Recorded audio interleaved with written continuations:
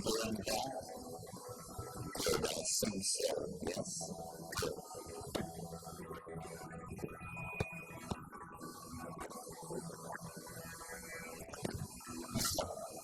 It's a pleasure to be in San Francisco. This is sort of a hometown of mine, one of my hometowns. I've been on a tour or a rave, spoken 3 times and raved twice in the past 5 or 7 days. This is the end. So if I'm comfortable with this stuff at all, I must be comfortable with it this evening. And it's nice to see a small, full house. That's the most exciting kind of audience to talk to, I think. So thank you all for turning out on a rainy night. Before I get into the main body of tonight's entertainment, I want to call your attention to the propaganda for an event in Mexico and another event in Hawaii. These events, in the case of the Mexico event, you get a major slice of the psychedelic community. You get Robert Montgomery, Jonathan Ott, Anne and Sasha Shulgin, Manolo Torres, Christian Resch, Terence McKenna, and others who unfortunately slipped my mind, at the ceremonial center of Palenque in Chiapas. We've been doing these events somewhere in Mayan Mexico for the past 10 or 12 years. Many of you are graduates, which doesn't mean you can't come again, but I want to invite all of you there. If you're interested in ethnobotany, shamanism, ethnopharmacology, altered states of consciousness, the politics of all of this, this is as intense and information-packed an exposure as you can have, and it's straight from the mouths of the scholars and scientists and writers who have spent a great deal of time in that area. So I just want to invite you to that. It's also a great party. It's the height of mushroom season. There's nothing we could do about that. So you just are on your own.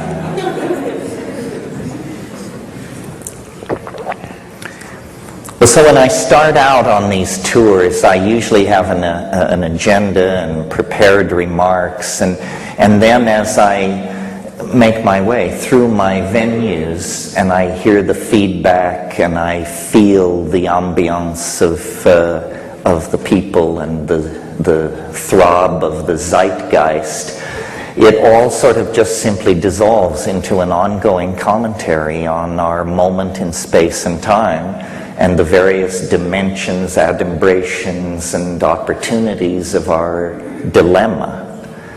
But I want tonight to couch it for you in the context of, I guess, an extended metaphor.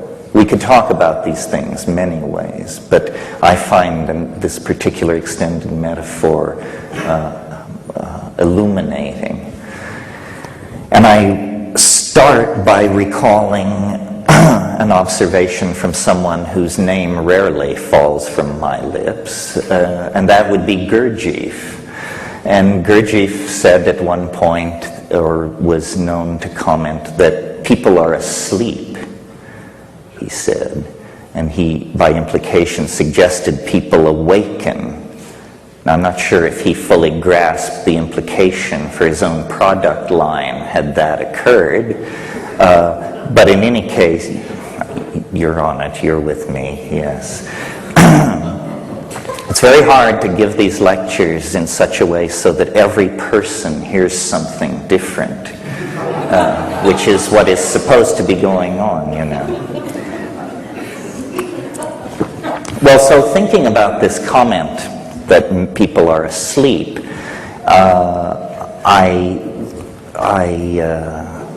I see several implications. I asked myself, what is awake in my own notion? And I thought to myself, awake is for me, awake is where the laws of physics are fully operable. You know, hurled objects shatter, electricity shocks, I cannot fly. The laws of physics are in operation. In that domain, I consider myself to be fully awake. Now, in terms of occult and spiritual traditions, the admonition to awaken always seems to imply that higher consciousness is approached through an expansion of clarity and awareness. And that seems obvious. I don't argue with it as a rationalist. But as somebody who has run the edges, I've noticed something somewhat counterintuitive to that teaching. And it's this. It's that to contact the cosmic giggle, to have the flow of casuistry begin to give off synchronistic ripples, white caps in the billows of the coincidental ether, if you will.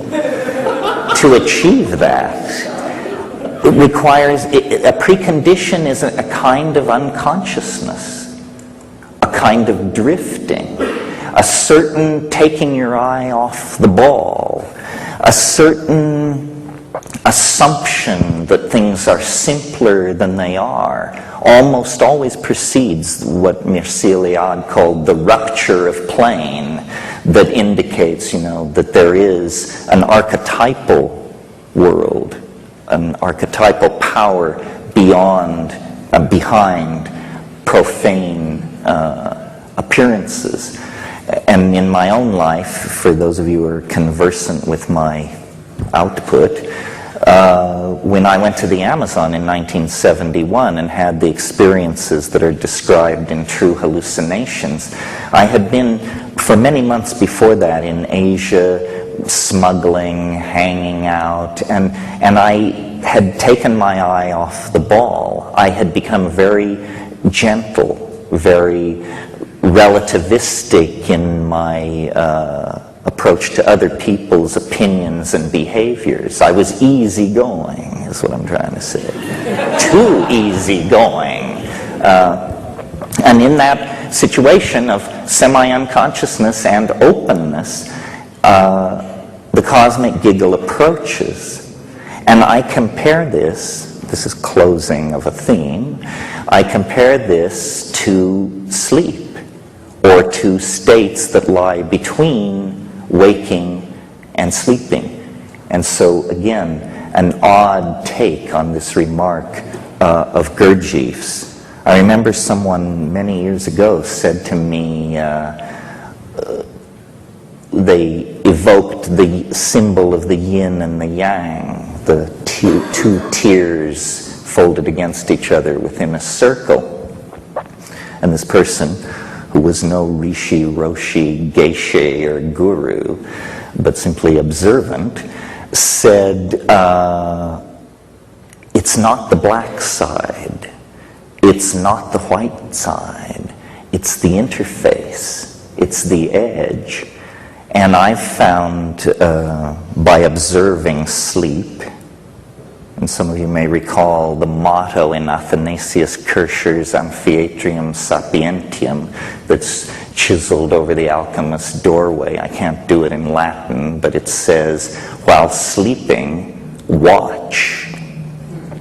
While sleeping, watch.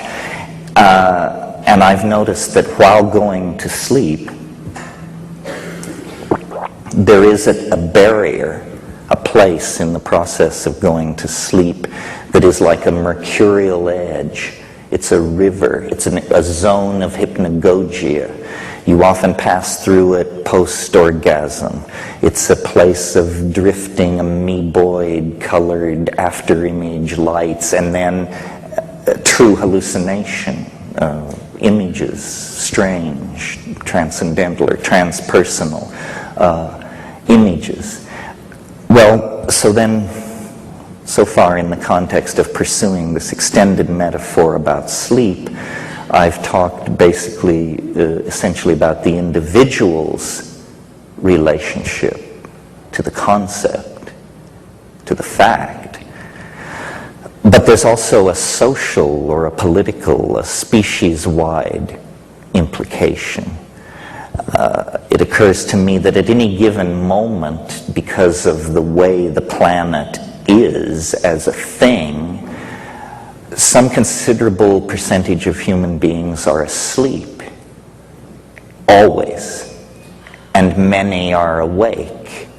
And so if the world soul is made of the collective consciousness of human beings, then it is never entirely awake. It is never entirely asleep. It exists in, I guess you can hear me. It exists in some kind of indeterminate zone. And this to me is the clue to understanding something that is personally fascinating to me. And it revolves around why people believe such weird things. And why, either as a consequence of the approach of the millennium or the breakdown of traditional values or the density of electromagnetic radiation, or for some reason, a balkanization of epistemology is taking place. And what I mean by that is there is no longer a commonality of understanding. I mean, for some people, quantum physics provides the answers. Their next-door neighbor may look to the channeling of archangels with equal fervor. I mean, if this is not a balkanization of epistemology, I don't know what it is. It is accompanied by a related phenomenon, which is technology, or the historical momentum of things is creating such a bewildering social milieu that the monkey mind cannot find a simple story, a simple creation myth or redemption myth to lay over the crazy contradictory patchwork of profane techno, consumerist, post-McLuhanist, electronic, pre-apocalyptic existence. And so into that dimension of anxiety created by this inability to parse reality rushes a bewildering variety of squirrely notions, epistemological cartoons, if you will, and conspiracy theory. In my humble opinion, I'm somewhat immune to paranoia. So those of you who aren't, gaze in wonder. Conspiracy theory is a kind of epistemological cartoon about reality. I mean, isn't it so simple to believe that things are run by the Greys and that all we have to do is trade sufficient fetal tissue to them and we can solve our technological problems? Or isn't it comforting to believe that the Jews are behind everything, or the Communist Party, or the Catholic Church, or the Masons? Well, these are epistemological cartoons. It's, kindergarten stuff in the art of amateur historiography. I believe that the truth of the matter is far more terrifying. That the real truth that dare not speak itself is that no one is in control. Absolutely no one. You don't understand Monica, you don't understand Netanyahu. It's because nobody is in control. This stuff is ruled by the equations of dynamics and chaos. Now, there may be entities seeking control, the World Bank, the Communist Party, the rich, somebody others, but to seek control is to take enormous aggravation upon yourself. because this process that is underway will take the control freak by the short and curly and throw them against the wall. It's like trying to control a dream, you see. The global destiny of the species is somehow unfolding with the logic of a dream.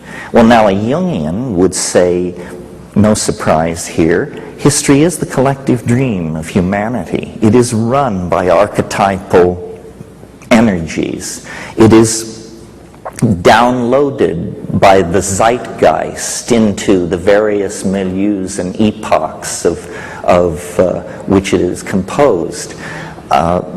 This seems reasonable to me. I don't want to give you the impression it's too linear to understand that what I am saying is that awake is good, asleep is bad.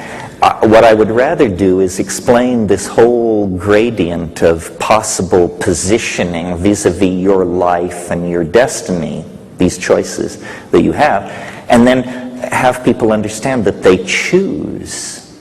You choose to be asleep or partially asleep or fully awake, or to be one part of the time and in some situations and one part of the time and in other situations. Now, if in fact we exist inside some kind of morphogenetic field that is created by the sum total of human minds on the planet, and if in fact in half or more of those minds at any given moment the rules of the dream hold sway, then it is no surprise that when we make our way into society, or just when we live our lives, there's an eeriness to it. There's a fatedness to it. There's a plottedness to it. We are inside some kind of engine of narrative, I believe. Some science fiction writers, such as Greg Egan and others, have suggested that this could even be a form of recorded medium. You can see the thumbprints of editors on our reality if you are truly paying attention. I mean, if you're a devotee of the theory of stochastic and random unfolding of events, then you have to look very carefully at how unrandom and how mythical and archetypal most people's lives are. If you take psychedelics and hurl yourself to the edge and spend time with strange Aboriginal people in remote parts of the world, the cosmic giggle becomes your friend. But in fact, ordinary people's lives, everyone's lives, are touched by deep magic. And again, the primary datum is experience, and then the models are built backward from the primary data without prejudice and in an attempt to transcend historical momentum. And when I do that, what I see is that the carrier of the field of the cosmic giggle in most people's lives is love. Love is some kind of output which messes with the entropic tendency toward probabilistic behavior in nature. What do I mean by that? I mean, you can be the janitor at Microsoft and the vice president and chief of operations, his daughter can bring him lunch one day, and you can, from a distance, have your eye fall upon her and fall in love with her.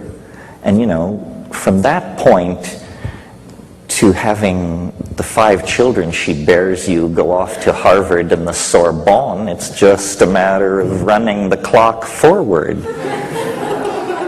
I mean, these things have, I mean, to you it may seem like a miracle, but to those of us who are students of human happenstance, it's inevitable. I mean, you can launch your story. And I've, you know, in the course of taking psychedelics and looking at my life and other people's lives and narrative, I think that the secret of, I don't want to say anything as pretentious as transcendence or enlightenment, but the secret of taking hold of one's destiny is to understand that one is a character. A character is a different thing than this model you inherit out of the idea that you're a three-dimensional animal inside a democracy with a Christian heritage and, you know, a Dewey Decimal cataloging system or whatever. Anyway, these are some of the notions that occur to me in the context of comparing dream on many scales.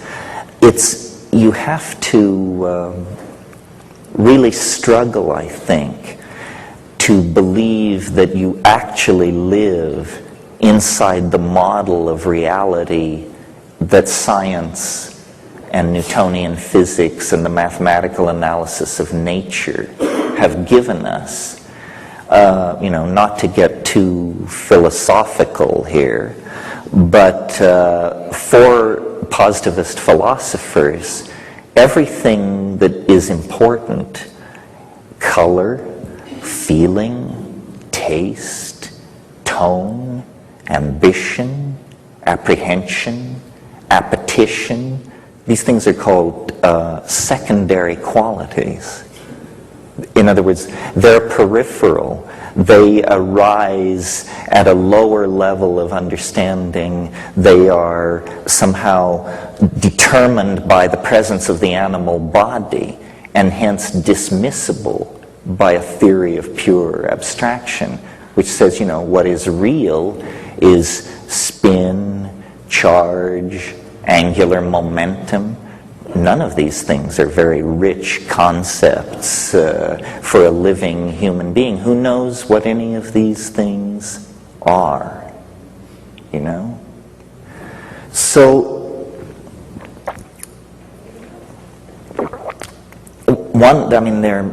we don't have time in a situation like this to explore all the implications of this dream analogy that I'm pursuing.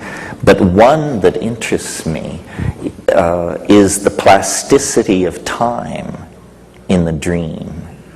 And I think I would argue, as the devil's advocate, that it is the plasticity of historical time and the acceleration, the sense of an out-of-control spin up or spin down into new domains of possibility that is the strongest evidence present at hand that we are in some kind of dream. I've struggled my whole life with, I've always believed, or I've always felt the power of the statement, the world is made of language.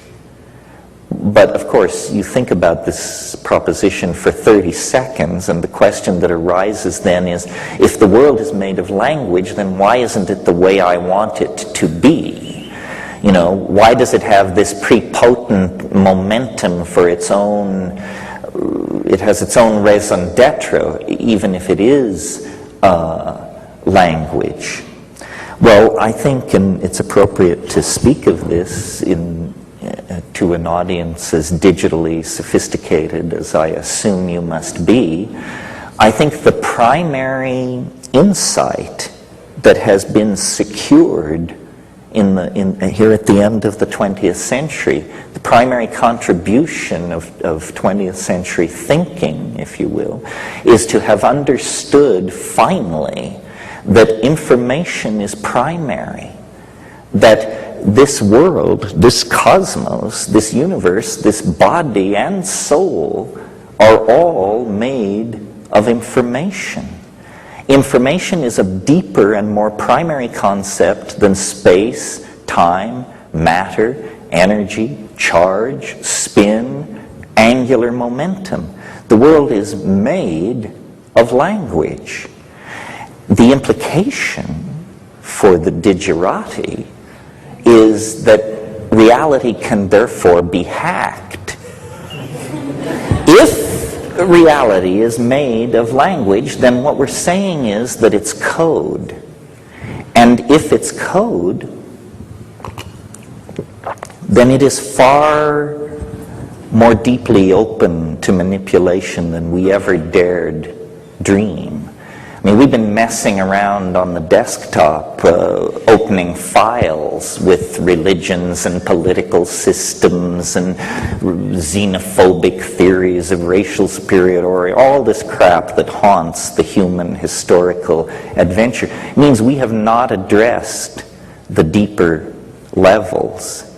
And in thinking about this and the relationship to dream and human culture, I have realized that cultures are like operating systems. We are like hardware. The human animal is a piece of biological wetware / hardware. And it has been, we know, pretty much as we confront it today for at least 140,000 years. At Klasis River cave mouth in South Africa, they have excavated Homo sapiens skeletons 100,000 years old, and that person could have sat in the front row here tonight and nobody would have batted an eyebrow. So the human hardware has been in place for a while. What has changed rapidly in comparison to the rates of biological evolution are the operating systems. The people who excavated Ur, which was at that time thought to be the world's first city, and in any case is a city 7 millennia old. When they excavated the central plaza at Ur, they discovered that a black basaltic slab had been set up there by the earliest kings of Ur, and that was the cultural operating system. And if in a deal trading goats for olives a dispute arose, people had reference to the central operating system, and these things were determined. Well, now, Ur 101 was fine for olives and goat trading, but it didn't support higher mathematics. It didn't support rational exploration of nature. It didn't support astrological knowledge about the movement of the stars. As we have gone forward through culture, we have swapped out these operating systems. And at each swap out, there has been a lot of hair pulling and cussing and screaming. Anyone who has installed a new operating system is completely familiar with that sickening from the bowels kind of coldness, as you realize it all hangs by a thread. Now, this situation, or this operating system metaphor, I think is a useful one for understanding, and again, a circle closes, the balkanization of epistemology that causes me such anxiety. If you meet an Aboriginal person from the Amazon, for example, they may be running Witoto 3.0 as their operating system. Nicely supports animistic magic, huge capacity when it comes to making fish traps and bird traps. Witoto is a powerful operating system for a rainforest aboriginal. In our culture, there are, I have no idea, at least 10 or 20 operating systems, all going at the same time. Some will run Mormonism, some will support Catholicism, others Kabbalah goes at the speed of light, others support quantum physics, some support econometrics, others support political correctness, and these things are mutually exclusive. And so looking at this, and looking at this clash of operating systems, I've come to the conclusion, and some of you may have heard me say this before, that culture is not your friend. That's the final conclusion. You see, well, this came to me a few months ago when I had my yearly physical. And as I was buttoning up, my doctor said to me, he said, in the 19th century, most people your age were dead. And I realized that this was true. And that among all the revolutions that we are enduring, one of them is that we live nearly twice as long as people lived very recently in the past. Well, culture is a kind of neoteny. And I don't want to belabor that at great length, but for those of you who are not biologists, neoteny is the retention of juvenile characteristics into adulthood. It's used to describe animal behavior. For instance, I'll give the most spectacular example of neoteny. There is a kind of animal which lives in ponds in Africa, and it reproduces like a fish.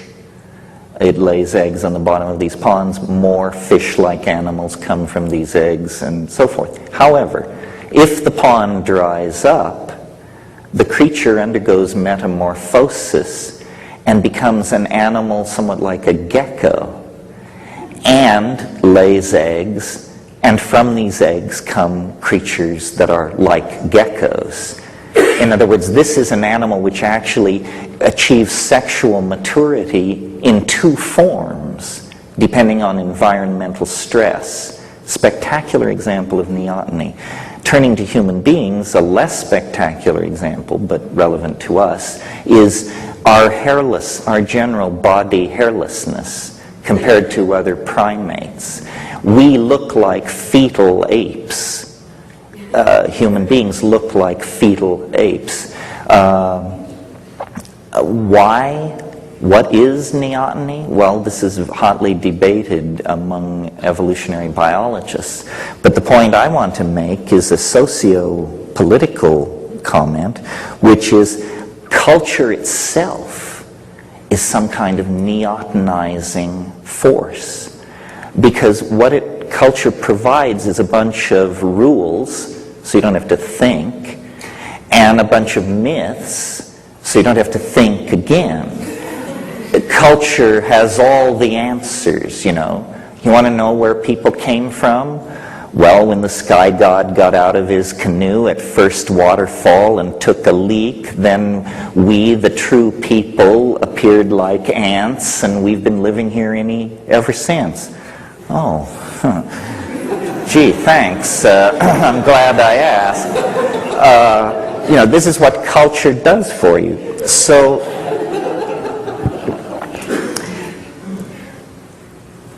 But now technology throws a curve. And the curve is that we live so long that we figure out what a scam this is.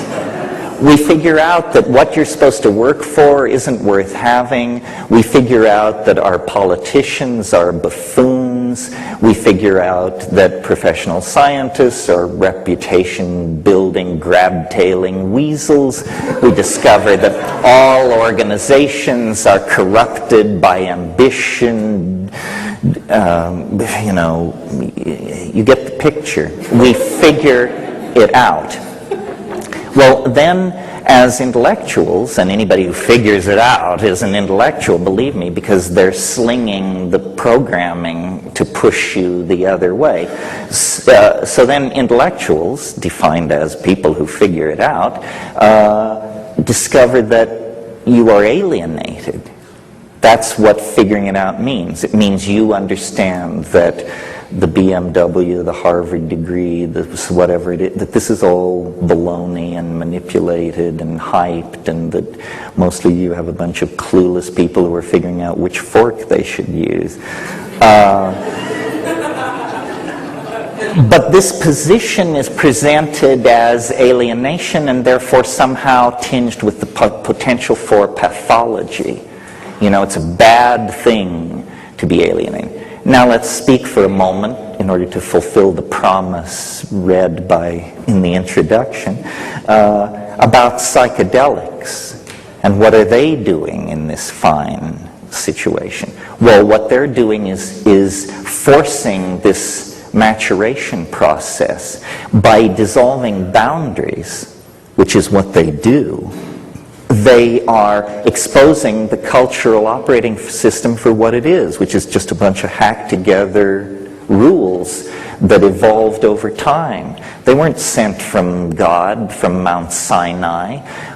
It's just a bunch of hacked-together rules. So the psychedelics, in that sense, spread alienation. But what they alienate us from is preposterous, earth-merging, sexist, consumerist, shallow, trivial, inane, insane, and dangerous. And that's what they alienate us from. So again, this neotenizing thing is like the condition of unconsciousness that I described as the precondition for the cosmic giggle. Glamour, acts of magical conjuration, hypnotic delusion and illusion, hysterias, fads, pseudo-revelations, strange truths whispered in every quarter. This is the character of our time. And people have seemed to believe that they were fulfilling their responsibilities intellectually. People seem to feel they are doing that when they reject the past. Say, well, that was all screwed up, but since I got with Master Shuggie, I've understood, the way it really is supposed to be. No, this is just trading one set of neotenizing operating systems for another. The real hard choice that you're being pushed toward, and that you might consider making before the yawning grave rings down the curtain on this cosmic drama, is actually intellectual responsibility, freedom, and a devotion to what scientists call elegance of thought. People say, well, how can you tell one theory from another, and is science better than religion, and this and that? After a lot of arm waving, it should be conceded that the final call is aesthetic. That because we are monkeys, because we are so far from God, we cannot set knowing the truth as the standard for choosing among the models we can produce. We must set our aesthetic compass towards the more true, what Wittgenstein called the true enough. And then the question is, well, how do you recognize that? Well, this is a rich field of human study called philosophy of science or epistemology and ontology. How do we know what is real? But Plato, who all the rest of philosophy is a footnote upon, Plato said, that the key lay in the concepts the good, the true, and the beautiful. The good, what is it? Tricky, tricky, tricky. The true, what is it? Trickier, even trickier. The beautiful, what is it? Easy to discern. The beautiful is easy to discern. You are going to be condemned to live out the consequences of your taste. Really. And if you have no taste, God help you, because you are self-condemned to an appalling nightmare. You won't be getting it. All the subtle stuff will go by you while your head is filled with cant, nonsense, foolishness. So again, the metaphor of the dream and of making choices based on beauty, and beauty is downloaded into the human cultural milieu largely through dreams. Other ideas may also come in dreams, but I think studies have shown that architects, designers, people who are actually at the top of the pyramid in any design process are very aware of their dreams, their reveries, their insights. So that's the way to set the compass, not toward truth, not toward the good, not because these aren't fine things, but because they're so slippery, but toward beauty. And with that in place, to my mind, hope follows as a natural consequence. We talk a lot, and I'm sure there are people in this room who are well versed and connected into the world of virtual reality, which is a very hot topic and may have all kinds of implications for our future and the evolution of consciousness. But it's worth pointing out that we have been making virtual realities for a very, very long time. That language, spoken language, is the original code for hacking virtual reality. And when you sit the children down around the fire and begin to tell the old stories and the pictures rise out of the flames, that is virtual reality. And so is, and this is the point I want to make, so are all the artifacts, all the impedimentia of human existence. I mean, a virtual reality built in aluminum, stucco, steel, and glass is not immediately erased the way you clear a screen, and the cost of making it is great. But was a virtual reality. The Agora at Athens, ancient Rome, Canterbury Cathedral, these are virtual realities. Men and women have toiled at agriculture, at warfare, at child rearing, at many, many activities in the long march towards self-definition. But more and more we have, and this is true even of societies that are aboriginal and without economy, when we free ourselves, we are not freed into a void. When we free ourselves, we are freed into the dimension in which art is an obligation. And this is the great turning point. I mean, I think that the design process, whatever that means, must become conscious, global, integrated, the entire human domain, which means the entire planet and its surrounding near space, should be enclosed and included in a coherent plan driven by human values and a thirst for transformational beauty. And I mention this because I believe that many of the people capable of making major contributions to that are in this room or within 100 miles of this room tonight. And we are people of immense privilege by any way of slicing the planetary demographic. Even the poorest among us who wheedled their way in here this evening are in the top 1% of the planetary social pyramid.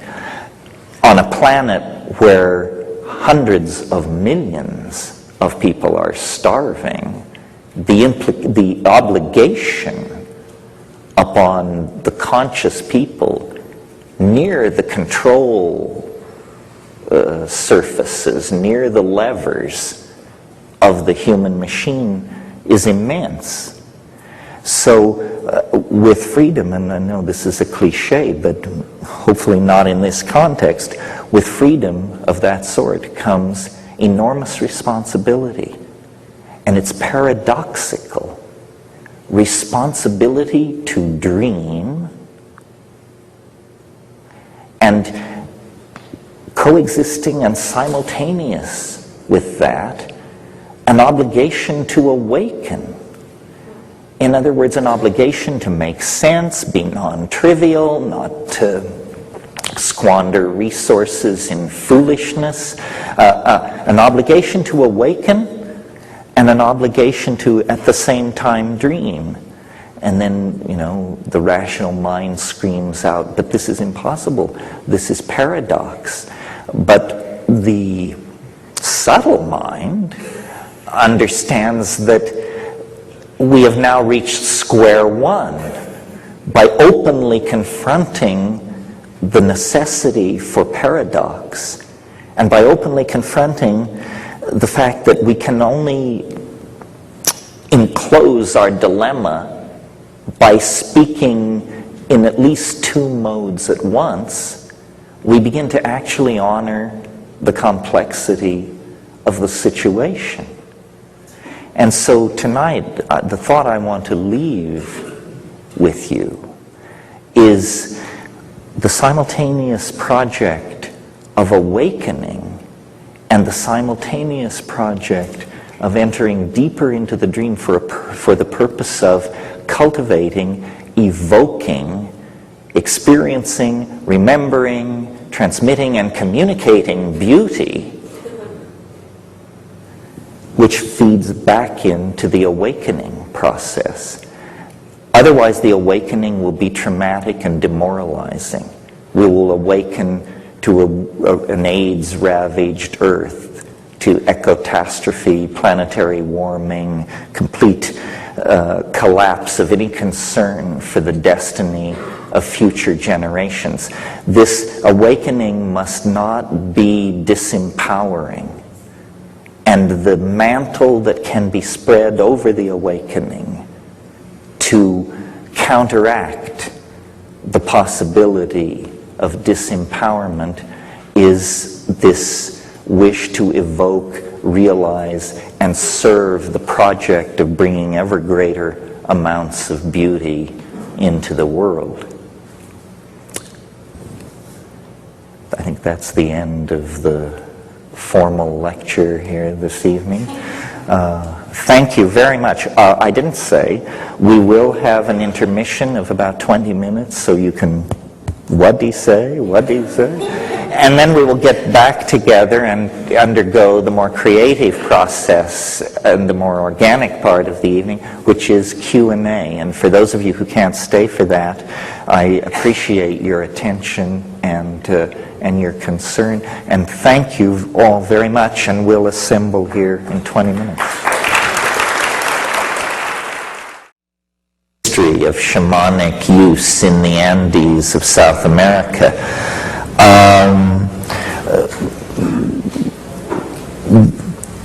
People take can be a strict constructionist in the matter of psychedelics, or you can cast your net widely. There are many substances in nature which alter consciousness, either stimulate or sedate or create more ambiguous and spectacular effects. I would describe what the effects of datura as a deliriant. Now, the shamans who use these things have special techniques both of preparation and of training that allow them to control or navigate around the more unpleasant aspects of datura. It tends to provoke memory loss, shall we say bizarre behavior, such as taking your clothes off in public and so on. And it creates a general ambiance of uncertainty about the nature of reality. And what I mean by that is you talk to people who aren't there, you smoke cigarettes that aren't there, you answer phone calls when you're standing in the woods. From the outside, it looks pretty fucked up, you know. But some Aboriginal and native traditions have managed to tame this, at least in the shamanic context. I guess in this matter I'm a kind of strict constructionist in that when I say psychedelic, I have something very specific in mind that a substance or a plant should do. It should not inhibit clarity. In other words, not episodes of forgetfulness, lack of memory, passing out, or confusion. It shouldn't interfere with that, and it should transform thought. And it should be accompanied by visual hallucinations with eyes closed. That's what I love. That's what I live for. Now, people have said to me, you're some kind of a vision chauvinist. It's true, and usually the people who were saying this were people who were great enthusiasts of LSD. LSD, I would never argue, is not a psychedelic, but you have to take massive amounts, and usually in combination with some other substance like hashish or mescaline, in order to elicit from LSD what I'm after, which is cascades of Niagaras of visual beauty in darkness with eyes closed. I have had deep psychological insights on LSD. I have had creative breakthroughs. I have had bonding experiences. But I found it difficult to get the visions like I wanted them. And the best I worked out with LSD was I would smoke as much Afghani hash as I could at the top of the trip, and then it would do the thing. In fact, it would do it. The thing that led me to psilocybin, or to grow mushrooms and explore that, was the descriptions of Yasin and the early workers that it was easy to visually hallucinate. And I had read the earlier accounts of Havelock Ellis and people like that, and it was about, if you've ever read in, I think it's The Dance of Life, Havelock Ellis's description of mescaline. He talks about alien buildings, jeweled ruins, fantastically efflorescent rainforest growing and transforming before his eyes. That's what I was after. I wanted not a disturbance in the optic nerve. Like on LSD, you get those little things that look sort of like fans that creep across the walls. That's more like something in the visual cortex than something in the mind. it seems to me. And I was fascinated, and who isn't? I mean, I never hear this question discussed, but to me it was the obvious question about these visions was, where do they come from? You know, how can I be astonished by the contents of my own mind? And astonished over and over again. Where is this stuff coming from? And I looked at Jung, and I entertained the fantasy of extraterrestrial contact, and I still haven't answered this question. But I think it's a question which the critics of the psychedelic experience haven't wanted to deal with. You know, if you read the psychedelic literature, you can tell what psilocybin does to heartbeat, sperm count, to perception of tone, on and on. They never talk about the real content, you know, because it's always individual. And they say, well, science can't handle individual phenomena. We measure the properties of large numbers of people. Well, that hopelessly flattens the thing.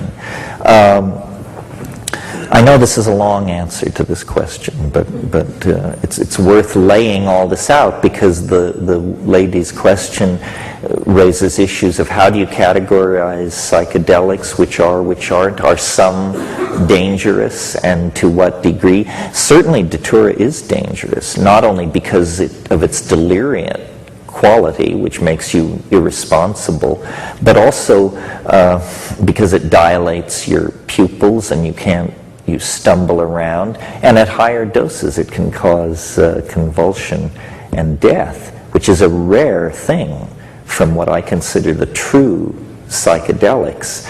There is, if we want to take an excursion here for a moment and learn a little pharmacology, there is, if you're going to talk about pharmacology, there's one concept that you should get straight, and that's called LD50. It means lethal dose 50. What does this mean? Well, you have 20 rats, and you give them a certain amount of, let's say, mescaline. When half the rats die, that dose, expressed as milligrams per kilogram of body weight, is called the LD50. And when pharmacologists assess the danger in a drug, they ask the following question: what is the ratio of the LD50 to the effective dose? And if the LD50 of a drug is only 20 times the effective dose, that's considered an incredibly toxic, dangerous, and dubious drug. A good drug is a drug where the LD50 is 200 times more than the effective dose. In the case of LSD, the LD50 for man has never been determined. That's how safe LSD is. And we're talking about lethality here, not, you know. But so and so people say, well, are there unsafe psychedelics? And yes, you just look up the LD50s, line them up, and see which have the better ratios. By that measurement, by that standard, LSD is the most desirable. But the LD50 of psilocybin is very impressive. You know, you can take 100 times the effective dose of psilocybin and expect to live. Mescaline, not. Mescaline has a bad profile. As an amphetamine, if you took 20 times the effective dose of mescaline, you would probably die. Of course, an effective dose of mescaline is nearly a gram of pure material, 700 milligrams. If you took 20 times 700 milligrams, you would be taking almost a complete, nearly 2/3 of an ounce of mescaline. And why should you survive? After all, stupidity does have consequences. But really, people always ask the question, are psychedelics dangerous? And they mean physically dangerous. What should be said, and it's recently been pointed out to me that I don't say it very often, is that the biggest danger with psychedelics is that while you are in that open state, some moron will mess with you and either lay a suggestion or plant an idea or manipulate you or scare you or turn you in a way that you wouldn't ordinarily go. And this is why psychedelic etiquette means knowing your tripping partners. People who take psychedelics with strangers at high dose do come back with wild tales to tell, but I don't think you can do that over and over again without having some horrible thing befall you. My mind is not, I mean, some people seem more resilient. I am not. You know, people often ask me to trip them. And I won't, and it's not because of concern for the legal system or the fact that I am not licensed for psychotherapy or any of that. It's because I can't stand it when people come apart on psychedelics. I am, you know, if you're interested in this subject or if you share my sensitivity, read Carl Jung's little book called On the Psychology of the Transference. And then you will understand. In fact, that should be a standard tome for trippers. Understand the transference. Understand what it is, how to fight it, and this is psychic martial arts. Your psychic health will be immeasurably improved by understanding the dynamics of the transference, which is quite simple. The book is not that thick. Now to answer the lady's question, when I took Datura, I had reality distorting strange, and if I had been a personality of a different sort, I might have followed it deeper, but it appeared to me to be ambiguous and evil. Not evil, maybe evil. What happened to me was, this was in Nepal years and years ago. Nepali shamanism is based in part on Datura, the taking of the seed capsules. An English friend of mine who had the room next to mine took it, and I took it in my room, and it was a situation where to get to the facilities, I had to walk through his room. And he and I were friends, but we had a very slight rivalry going for the attention of a woman. And I think this woman was not aware that either of us was interested in her, but we were both aware that the other one was aware. And midway through my trip, I decided I had to go to the bathroom, and so I stepped through into this guy's room, and they were in bed together, having sex. And I guess I went outside, and then the next morning, after sleeping many hours, I encountered the guy, and I said, how was your trip? And he said, it was wonderful. And I said, yes. Well, I saw. And he said, what did you see? And I said, well, I saw that you were with Julieta. And he said, I thought so too. But she wasn't there. And so, you know, what conclusion do we draw from this?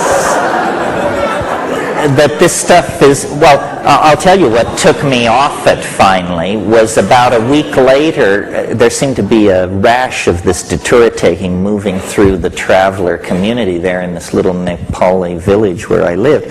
And about a week later, I was buying tomatoes in the market, and I encountered a different person, but this English friend of mine. And he told me he'd been taking a lot of Datura. And I said, oh, well, that's interesting. I took it. I don't think I'll be taking it again. And as the conversation developed, I realized he thought we were in his apartment. And we were not. We were in the market. And, you know, this tells you it's time to dry out. Anyway, I use that as a springboard to different subjects. You were very patient. Next question? I hope I can remember what my question is. It's a test. I agree that there's something sort of mysterious about where these psychedelic effects come from, and I refer again to the sort of classic psychedelic psilocybin, LSD. But the fact that you generally need to take a substance or a drug, it's a material thing, does, in some sense, sort of go in a strange way to reinforcing a pretty basic scientific, almost mechanistic view of the universe. And I just wondered if you had thought about that or have any comments. Well, let me try to convince you otherwise. I mean, I see what you're saying. You're saying that because this transformative, possibly spiritual experience is causally connected to the act of taking a matter of a certain type into your body, that it seems to argue for the materialist proposition that mind is an epiphenomenon of the functioning of brain and so forth. Am I restating it right? Well, yeah, sort of, but I wouldn't necessarily go so far as to say that it forces you to conclude that the mind is an epiphenomenon of the brain, but that there is some sort of real validity to chemistry, mathematics, physics, and that you talked about balkanization at this moment, that those things are in some sense far more real than, say, channeling, what did you say? Oh, I see what you're saying. Yeah. Well, yes, I mean, this relates to what I was saying about the balkanization of epistemology. It's really strange to me that science is in the act of flinging open the curtains on a staggering vision of what it is to be alive in this cosmos. I mean, we now can look back through the Hubble and other telescopes, 13 billion years to within 600 million years of the primary explosion that presumptively created this universe. Meanwhile, we're tearing open the nature of the human genome, the nature of the heart of the atom. This is the great, great age for the expansion of the scientific vision, but the population is somehow incapable of staying up with what's going on, and so we have the greatest proliferation of occultism in all forms since the 16th century. It's almost as though there's a bifurcation of the culture. The scientific, the makers of new science are going deeper and deeper in the direction that the rest of the public not only cannot follow them into, but is actually headed the other way.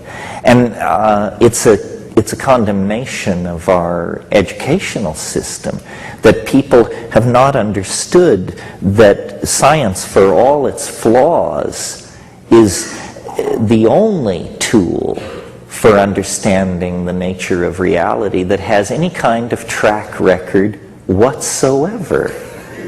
The others just have a story to tell. The Buddha story, the Jesus story, fine stories, but that's all they have is a rap. The amazing, you see, why is science different? Somebody could just say, well, but isn't it just a rap? Well, it is, but it plays by slightly different rules than these other explanatory systems.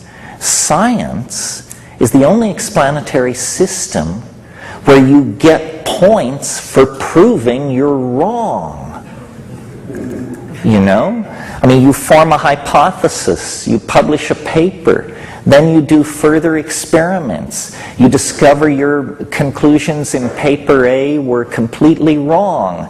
You retract paper A and issue paper B, and your fellow scientists say, this guy does very good work. These are careful thinkers. You can bank on these people. They're not flaky. What religion operates like that? Can you imagine coming out of the ashram and having the guru say to his students, well, we managed to reduce that hypothesis to rubble in morning meditation, didn't we? So,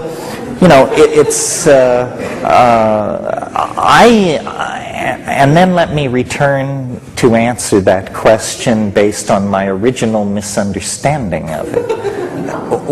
And I would say this, it is no reduction of the psychedelic experience to say that it is caused by drugs because they are material atomic systems and therefore we know all about them.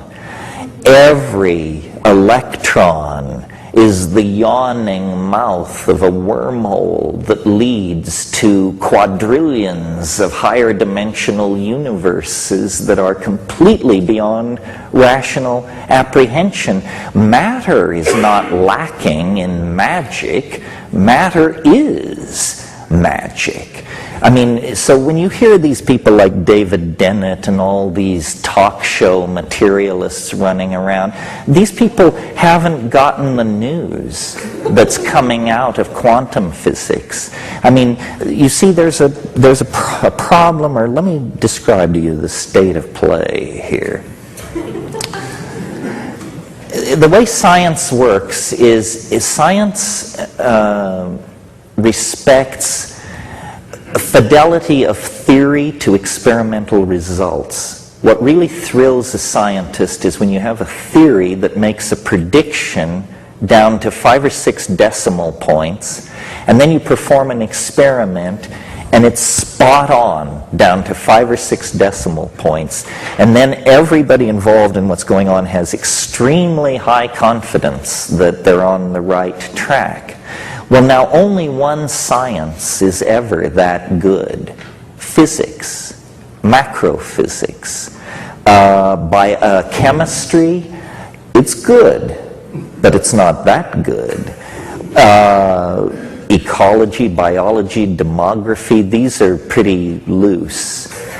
They play with numbers, but it's a fig leaf. And by the time you get to sociology or something like that, I mean, these clowns have just snuck under the tent and should actually be shown the door and put back outside with the card readers. So for several hundred years, since, let's say, Galileo and serious physics, this is how science has been. It's been a pyramid of envy directed toward the paradigmatic science, which was physics, and which could produce this incredible congruence of theory and experimental data.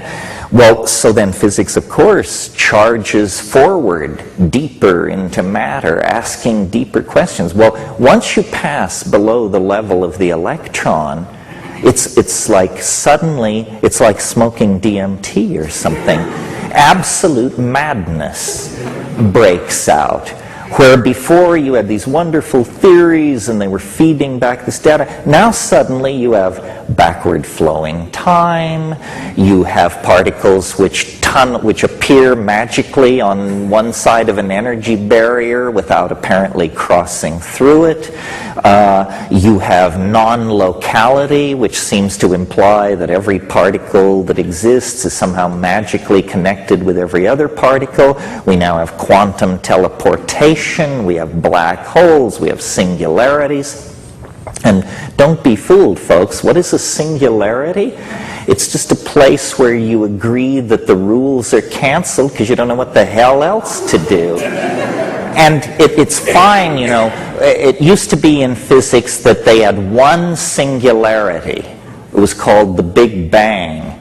And so you say, well, one singularity, essentially what science is saying is give us one free miracle, and then we can run it from there. But the theory of special relativity then introduced the concept of black holes. And of course, black holes are enormous gravitational masses, so massive that neither light nor information can leave them. And what do black holes have at the center of them? Well, a singularity. Well, how many black holes are there in the universe? 10 high 14. That's a lot of singularities if you're trying to produce a theory without singularities. I mean, essentially, that's an admission of total intellectual defeat. My God, if there are 10 high 14 singularities, you're not even doing science. You just might as well be, channeling Atlantis or something. So, it troubles me because I think this stuff is rich, that physics is feeding back, and that ultimately a model of consciousness will come out of studying the deeper levels of the behavior of matter. But the conclusions are all going to support the non-scientific, non-rational factions. In other words, Bell non-locality is real. All matter in the universe is in contact with all other matter through some kind of higher space based on their original connectivity. Quantum teleportation is a possibility. These violations, backward flowing time, and violations of rational casuistry are all real. In other words, science, meaning physics at this point, prosecuted its agenda of deconstructing nature to the point where it let loose the elves of madness, paradox, contradiction, and peculiarity, and that can now never be put back. I mean, the dirty little secret is that at bedrock, the universe is more like a DMT flash than it is like an 18th century garden party, as we were previously assured by the practitioners of science. So I think that's enough ranting on that subject. Yeah. If you want to, if you want to ask a question, I guess what the consensus of the group is to go and stand, or I'll point to you. The reason we didn't originally say go and stand is because if you get a nut in the line, there's a certain fatedness to their eventually getting to the microphone, which if I am sensitive enough in the pointing out process could never happen. So this is we're trusting that you're That's saying. why I got up here early. Yeah, good, okay. Thanks for being patient. Thanks, Terence. I had a technical question, but I think it's an interesting one and maybe important. Your name has become identified with the date 2012 because you have said that at a certain moment in the year 2012 an event will take place of tremendous or even infinite novelty. And this is based on your work on what you call the time wave and novelty theory and so on, which seems to indicate that around that date something extraordinary will happen. And you confirm this by saying that, interestingly and synchronistically, perhaps, I'm not sure whether that's what you appeal to, but you say that the Mayan calendar also points to precisely the same date.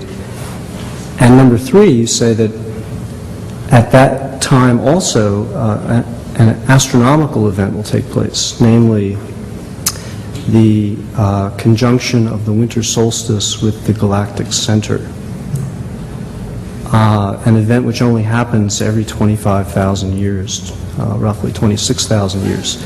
So the last time that happened, our ancestors were painting bison on the walls of caves. It's a long, long cycle, this precession of the equinoxes that brings the winter solstice around the circle of the zodiac every 26,000 years, and you say that this is going to happen again in the year 2012. What my question is concerned with is that third element, namely this precession of the equinoxes in the year 2012. As you know, the galactic center is not on the ecliptic, is not on the zodiac, but is a bit above it. And so the sun on the winter solstice will never be in conjunction with the galactic center.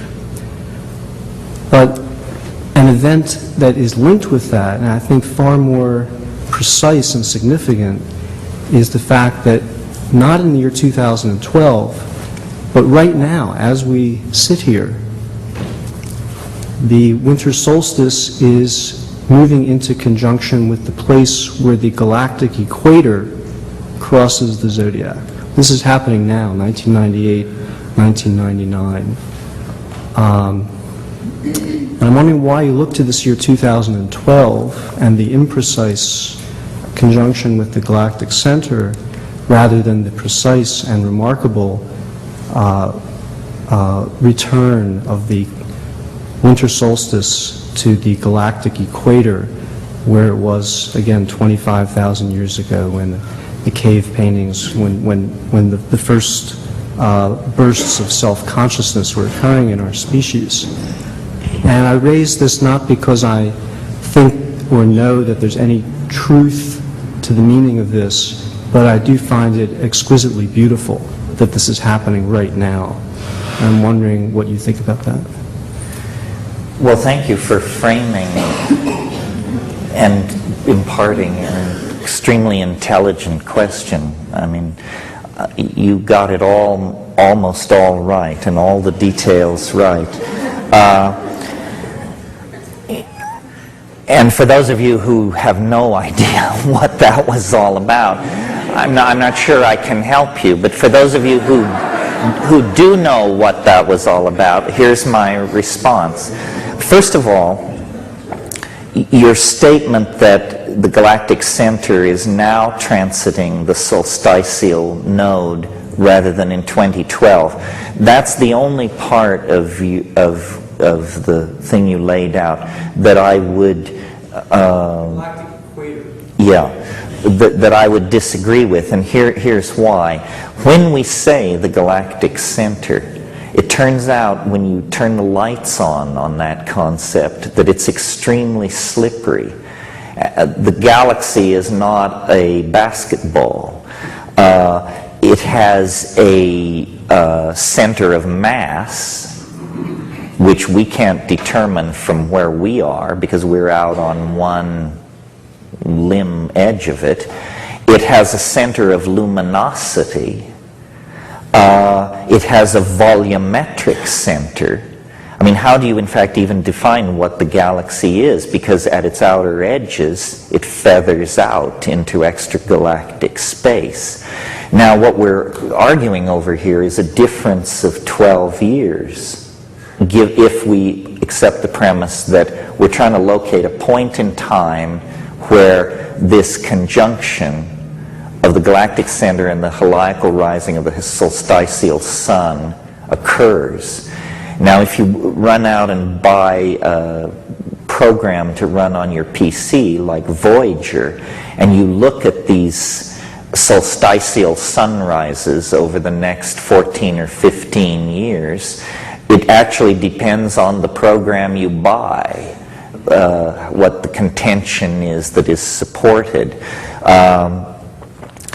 This is a deep subject, very interesting, raises issues of bioastronomy, archaeoastronomy, galactic dynamics, complicated issues. A book has come out in the last 6 months called Maya Cosmogenesis 2012 by John Major Jenkins. He's a fine scholar.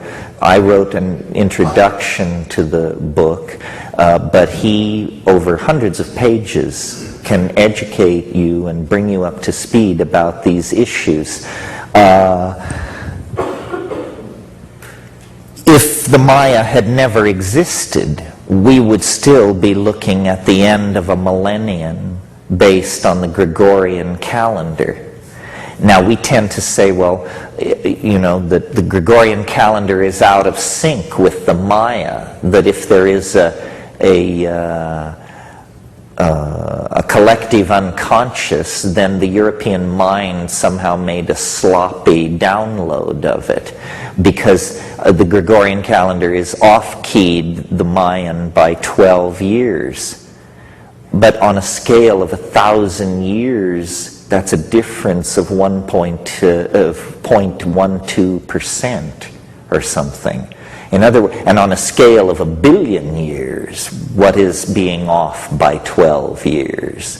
On a scale of 1 million years, what is being off by 12 years? So it seems crazy to me to have, you know, violent factions for 2012, and then the point is that something, the galactic mind, the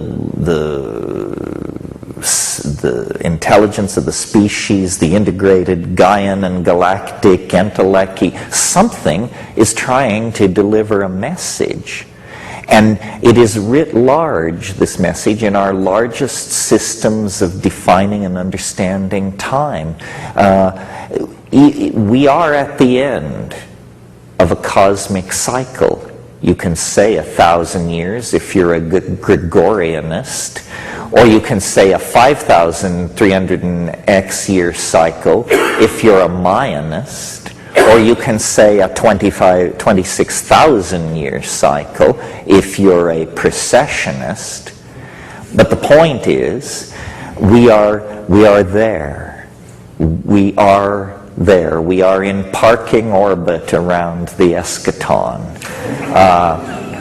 And, you know, it permeates our lives. All you have to do is sit down, smoke a bomber, and look, and it's there, you know. It is pregnant. We are pregnant with this eschatological breakthrough. And, you know, people want it to arrive in the form of ships the size of Manitoba hovering over the Oval Office, perhaps offering oral sex, I'm not sure. But you see, we are such ephemeral creatures in time. We're like mayflies or something, mayflies who only live for 7 days. In other words, our temporal window of perception is so extreme. I mean, people say, well, nothing much ever seems to happen. Well, 100 years ago, there were no movies, automobiles, airplanes, telephones, internet, atom bombs, antibiotics, DNA, you know, it's endless. So in the space of, and yet people say, well, nothing much ever seems to happen, you know. An incredible ability to not register radical change seems to be a precondition of existing in the presence of radical change. Now, for those of you who care about my theories in this area of mathematics and deconstruction of the I Ching and analogizing to the Mayan calendar, it is a mathematical game. It is an intellectual game. I discern patterns in nature that cause me to believe that science, which I recently praised, has overlooked in very important aspects of reality that you don't need an atom smasher or a DNA sequencer or a probe to Ganymede to register. And what do I mean by that? Science has overlooked two aspects of nature that as you sit here, I believe you can hear my case and that you will find in my favor. Here's what it is. The first thing which science has not taken on board is the fact that as you get nearer and nearer the moment in time that we call the present, things become more and more complicated. Now that may seem like a trivial statement, but there's no reason for the universe to work like that. Why does the universe go from simple to complicated? Why do you get, at first, moments after the Big Bang, an ocean of free electrons at such a state of temperature and energy that no molecular bonds can form? Atomic systems can't even form because the bond strength is overwhelmed by the thermal energy in the system. Then it cools down and atoms condense, a more complicated thing than electrons by orders of magnitude.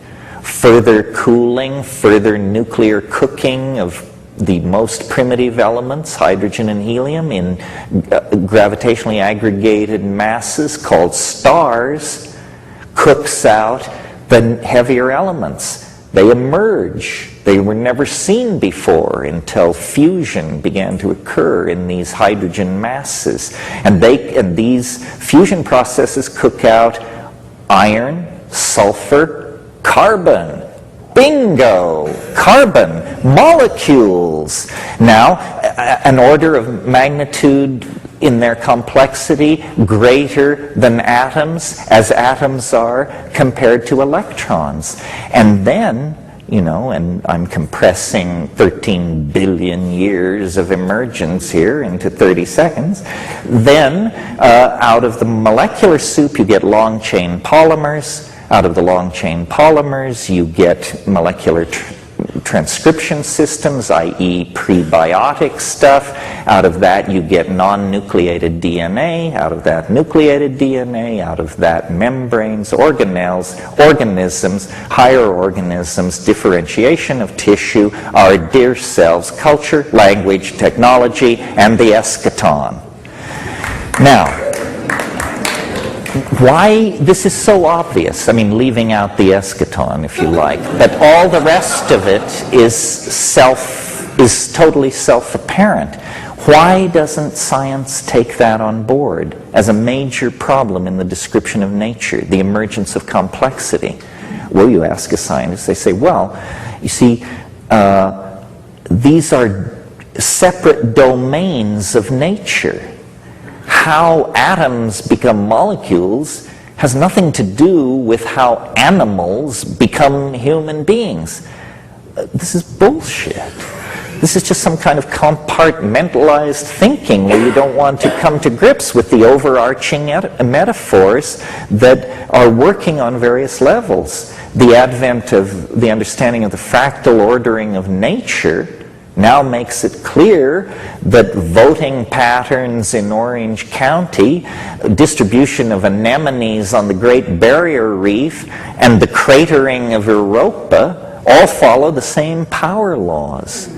So that's the first thing which science has staring in the face and has never taken on board. Now, I said there were two things. The second thing is related to the first. A double shot of espresso, you're really getting your money's worth here. The second thing which science has taken on board, has refused to take on board, is that this process of complexification that I just described to you, as you approach the place in time called the present, happens faster and faster. That was not necessarily implied by the first observation. The first observation was simply that there was a process which was moving from simple to complex. Now we have the concept of a process which is ever accelerating as it moves from the simple to the complex. So more and more happens as you approach the present. And since these processes have been running since the Big Bang, there is no argument to be entertained that they will reverse themselves suddenly. No, they're not going to reverse themselves after 13 billion years. Duh. So, But the implication of that, carried to its ultimate extreme, leads to a conclusion most people find too wild to entertain. If the universe is evolving deeper and deeper into complexity, faster and faster, and if now in a human lifetime we can see a small portion of this curve, it no longer appears flat to us because of our nearness in relation, you understand what I'm saying? We can actually discern the curve.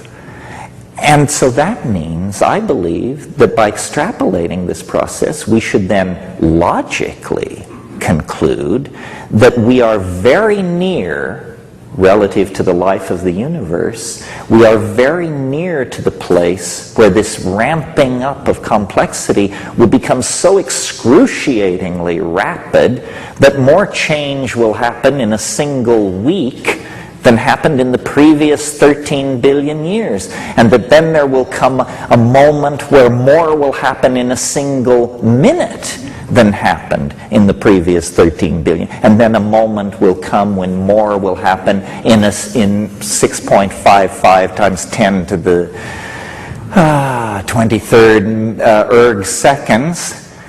More will happen than has happened. And people say, well, but that's crazy. I mean, what kind of universe is that?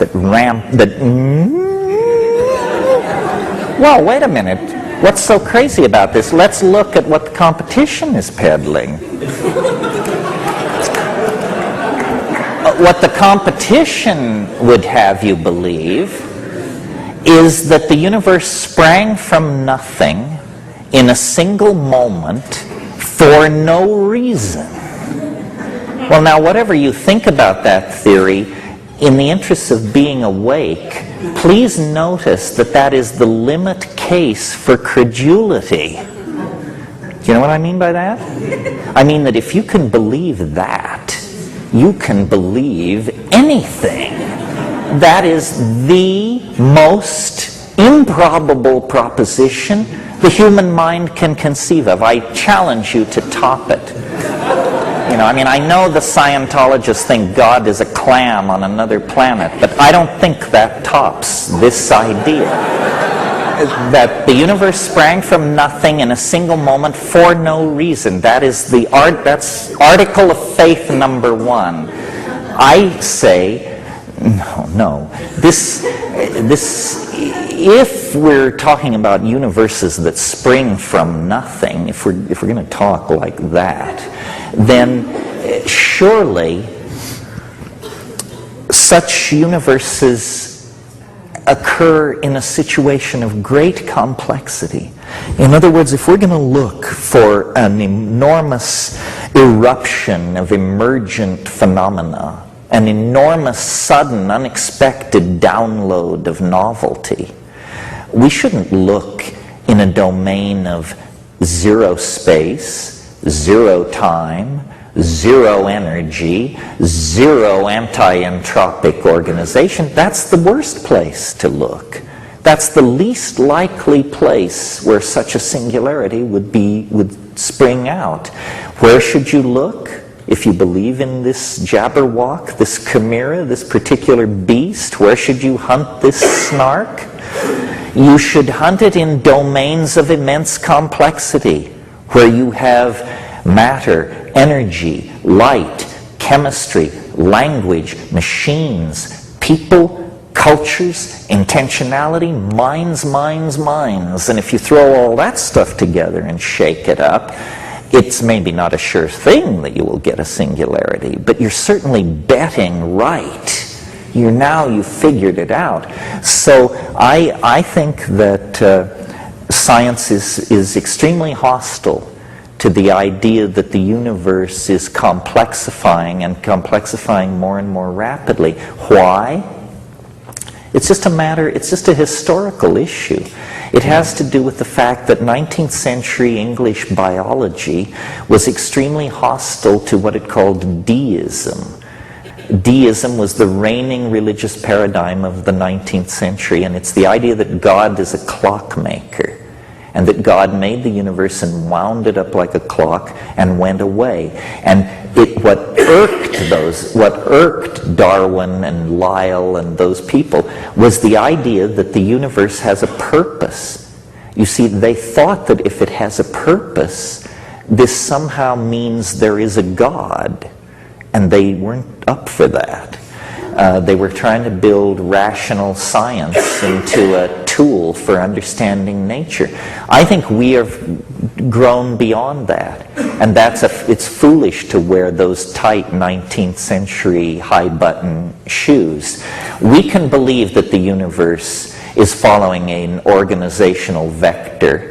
We can believe that the universe is under the influence of a strange attractor. We can believe that the universe is pulled toward a future denouement, as well as pushed by the unfolding of causal necessity. We can believe all of that without evoking the 19th century concept of God. Now, why do I spend so much time on this? And, you know, what's so great about all this? Here's what's so great about all this. If you will join me in this belief that the universe works as I have described, it's an engine for the generation of complexity, and it preserves complexity, and it builds on complexity to ever higher levels. If you entertain this, guess what happens? It's like a light comes on the human condition. Who are we in my story? Well, first let me tell you, who are we in science's story? We are nobody. We are lucky to be here. We are a cosmic accident. We exist on an ordinary star at the edge of a typical galaxy in an ordinary part of space and time. And essentially, our existence is without meaning, or you have to perform one of those existential pâté douxes where you confer meaning, or, you know, one of these postmodern soft shoes.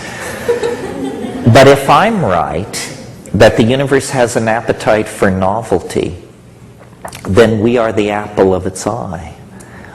Suddenly, cosmic purpose is restored to us. We left the center of the cosmic stage in the 13th century and haven't been back since. But this idea says, no, people matter. You are the cutting edge of a 13 billion year old process of defining novelty. Your acts matter. Your thoughts matter. Your purpose, to add to the complexity. Your enemy, disorder, entropy, stupidity, and tastelessness. And so suddenly then, you know, you have a morality, you have an ethical arrow, you have contextualization in the processes of nature, you have meaning, you have authenticity, you have hope, you have the cancellation of existentialism and positivism and all that late 20th century crapola that people used to entertain back in the old days. So that's why I am so keen for the idea of novelty, because it seems self-evident. And, you know, we can argue about whether the eschaton will arrive in 2000 or 2012 or 3000. But I cannot believe that there is anybody in this room tonight who that the hardest thing to imagine is human history going on for hundreds and hundreds and hundreds and hundreds of more years. That's impossible. We see around us the processes that make of history a self-limited game. The clock's ticking, folks. You think we can do gene splicing and internet and psychedelic drugs and manipulation of our genetic material and star flight and atom antimatter and quantum teleportation and all these things? You can extrapolate that 500 years into the future? Don't be ridiculous. No, history is some kind of a phase transition.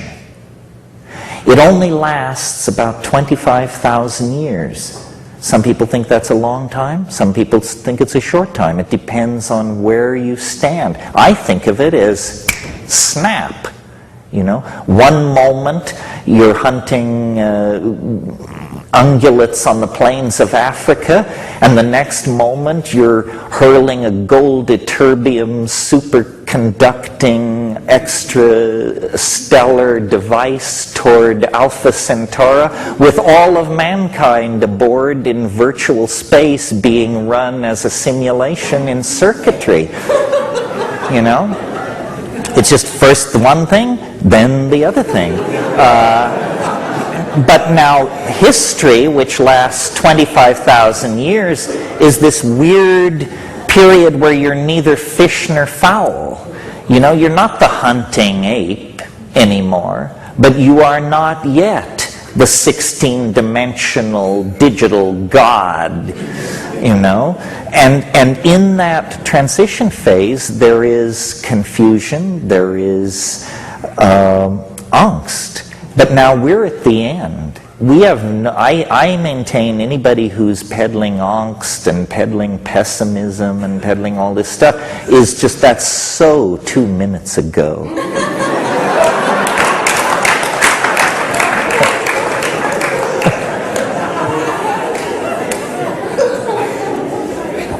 Question.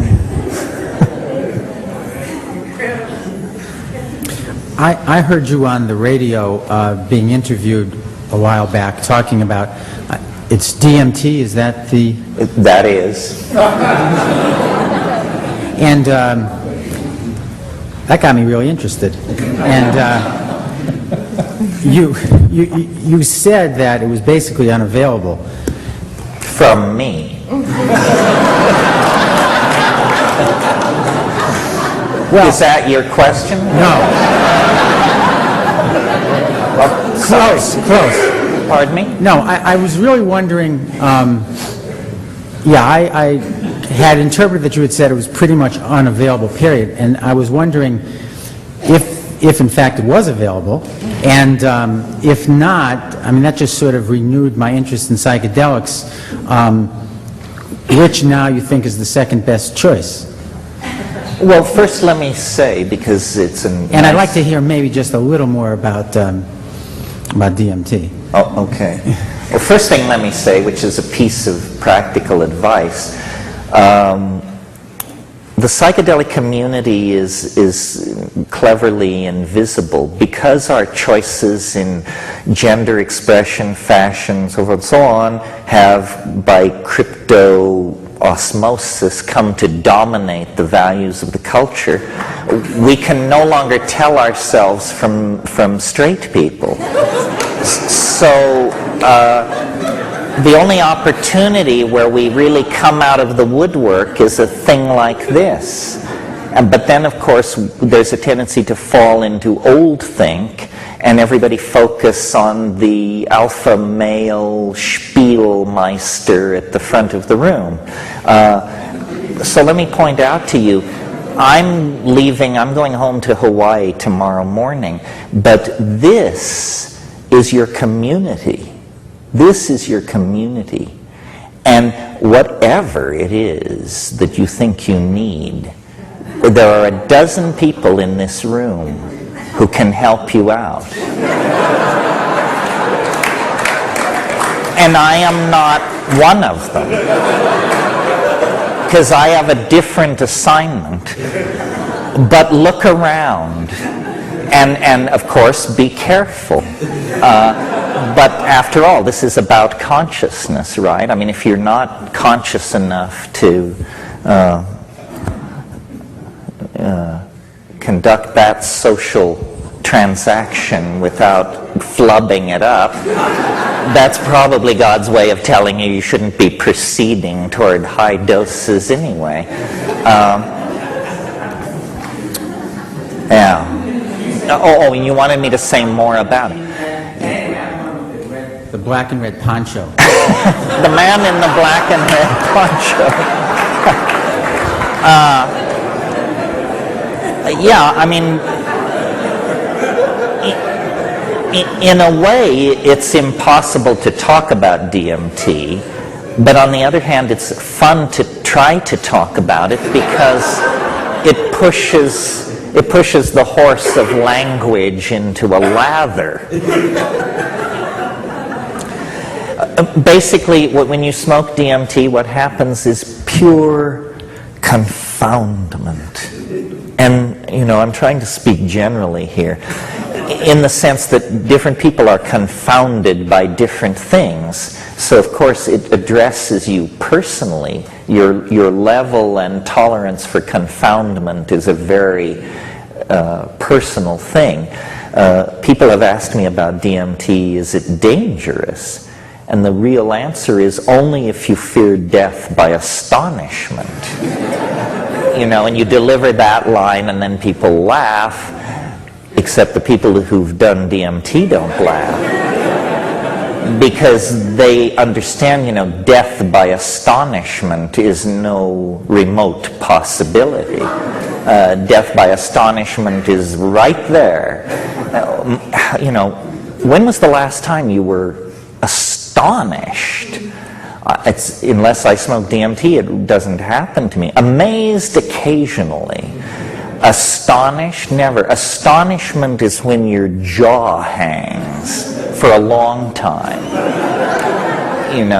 And DMT is simply confounding. Now, how could something be that confounding? I mean, you can imagine taking a drug and realizing that you should treat your partner better, or realizing that God really exists, or realizing that you should exercise more, or realizing that the planet is an organized intelligence.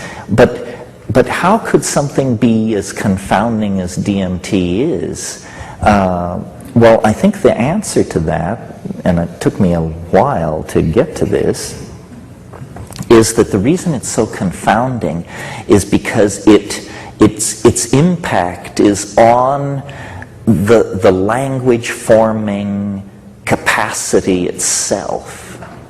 So the reason it's so confounding is because the thing which is trying to look at the DMT is infected by it, by the process of inspection. So DMT does not provide an experience which you analyze. Nothing so tidy goes on. The syntactical machinery of description undergoes some kind of hyperdimensional inflation instantly, and then you cannot tell yourself what it is that you understand. In other words, what DMT does can't be downloaded into as low-dimensional a language as English. And so you're like, I remember a B movie I saw when I was a kid, and it was set somewhere in Mexico, and there was a big swamp, and there was a dinosaur in the swamp, and at one point this campesino who encounters the dinosaur comes rushing out of the swamp, and the patron of the ranch is there, and this terrified guy is there in this serape, and he can only point to the forest and sort of make a croaking sound, and that's what English allows you to do with the experience of DMT. You just come down a sputtering mess. If it works, you just come down saying, my God, it's not what I thought it was. This is after you've done it 20 times. It's not what I thought it was. It's not what I can think it is. It's something, and it's a miracle, because my intellectual ago and how I brought myself up in terms of all these things was I am a rationalist. And I am interested in testing and verifying and proceeding to define truth by non-exotic means. In other words, no archangels, none of that. And as I matured intellectually, I began to eliminate mystery from the world. I look into some spiritual discipline, conclude, no, that's a bunch of crap. I go with some teacher, conclude, no, this guy is a weasel. I sought the weird with an attitude of critical skepticism. And I assumed blithely that with this flashlight I would soon prove there were no elves out there in the darkness. Turns out, no, this is the way to proceed. Because stuff which is malarkey will be exposed as malarkey instantly. You just go to the guru and say, what can you show me? And if the guy wants you to sleep up around the ashram for a dozen years or so, you say, no, I'm out of here. But when you get to DMT, it delivers. It is as strange as anything can be. It was not only stranger than you suppose, as you sit here, it is stranger than you can suppose. And what makes me wild about this is we're not talking about something that you have to go 500 miles up a jungle river and live with primitive people and study techniques for 30 years. We're talking about something which if I had a pipe loaded with it in my hand, each one of you would be 30 seconds away from what I'm talking about. You've tricked and you lived in Paris and you went to Trebizond and all these things. Nothing like this. It's so near. It's not attained by practicing tantric techniques or building up it's none of that. It's just near, very near. One toke away is this absolutely reality dissolving, category reconstructing, mind-boggling possibility. And I feel like this is a truth that has to be told. I'm like the campesino running out of the swamp and saying, over here, the orange thing. Do that. That's enough about DMT. Thank you very, very much.